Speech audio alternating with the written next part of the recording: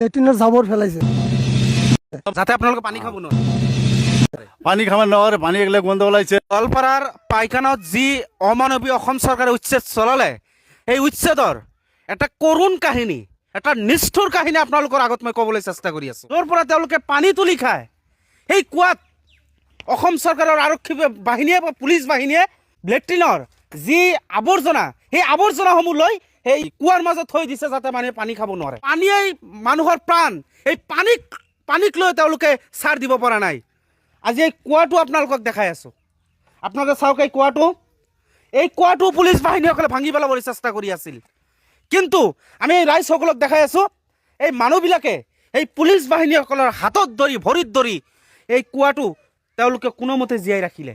কিন্তু আৰু যিবিলাক কুৱা আছে সেইবিলাকক হয়তো আপোনালোকক দেখুৱাম। সেই কুৱাবিলাকত যিবিলাকৰ কুৱাৰ পৰা মানুহে পানী তুলি খাইছিল, সেই পানী তুলি খোৱা কুৱাবিলাকত তেওঁলোকে লেট্ৰিনৰ পৰা আৱৰ্জনা তুলি আনি এই কুৱাৰ মাজত থৈ দিছে যাতে মানে পানী পৰ্যন্ত খাব নোৱাৰে। হাই নিৰ্দয় হিমন্ত বিশ্ব শৰ্মা, এইবিলাক চাই কি আপোনাৰ মন নগলে? আজি আপুনি এই মানুহবিলাকৰ মুখৰ ফালে চাওক। এই মানুহবিলাকে গৰাখহনীয়াৰ পৰা আক্ৰান্ত হৈ এই মানুহবিলাকে এই ঠাইত অলপ আশ্ৰয় লৈছিল, এই ঠাইখিনিত অলপ বসবাস কৰিছিল। তিলে তিলে নিজৰ সপোনৰ সংসাৰ তৈয়াৰ কৰিছিল, তিলে তিলে নিজৰ ঘৰখন তেওঁলোকে তৈয়াৰ কৰিছিল। এই সপোনৰ সংসাৰখন অসম চৰকাৰৰ যি হিমন্ত বিশ্ব শৰ্মাৰ আৰক্ষী বাহিনীসকলে সেই মানুহবিলাকৰ কুৱাটো তেওঁলোকে ধ্বংস কৰি পেলাইছে। আজি হিমন্ত বিশ্ব শৰ্মা কিমান নিৰ্দয় হ'লে, যি পানীয়ে নেকি মানুহৰ প্ৰাণ, সেই পানীকলৈকে তেওঁলোকে এৰি দিয়া নাই, সেই পানী পৰ্যন্ত তেখেতে এৰি দিয়া নাই। ইয়াই জানো অসম চৰকাৰৰ উচ্ছেদ কাৰ্য সমগ্ৰ অসমত বিশেষকৈ সংখ্যালঘু মানুহৰ ওপৰত চলাই আছে। মই মন্তব্য ল'বলৈ চেষ্টা কৰি আছোঁ। মই এজন বয়সীয়াল মানুহ আছে, এই বয়সীয়াল মানুহসকলৰ পৰা মই মন্তব্য ল'বলৈ চেষ্টা কৰি আছোঁ। আপোনালোকৰ কাৰণে যে এই কুৱাটো ৰাখি থ'লে, বাকী কুৱা আৰু আপোনালোকৰ কাৰণে ৰাখিছেনে? নাই, ৰখা নাই, গোটেইখিনি ভাঙি পেলাইছে।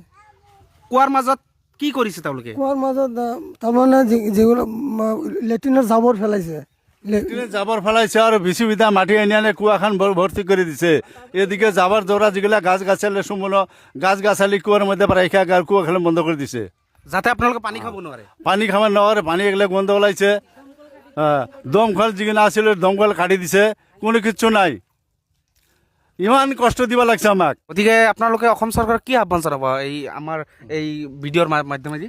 এইটা আহ্বান আর কি জানাম, আমরা কোথায় যাবার পাবো না, কোনো মাটি সম্পত্তি কোনো কিছু নাইকা, নদীতে সম্পূর্ণ ভেঙে ছেড়ে গেছে গা। আইসা এইখানে কোনোরকম ঠাই নিছিলাম, সে বস্তুটা সরকারে শেষ করে দিল। এখন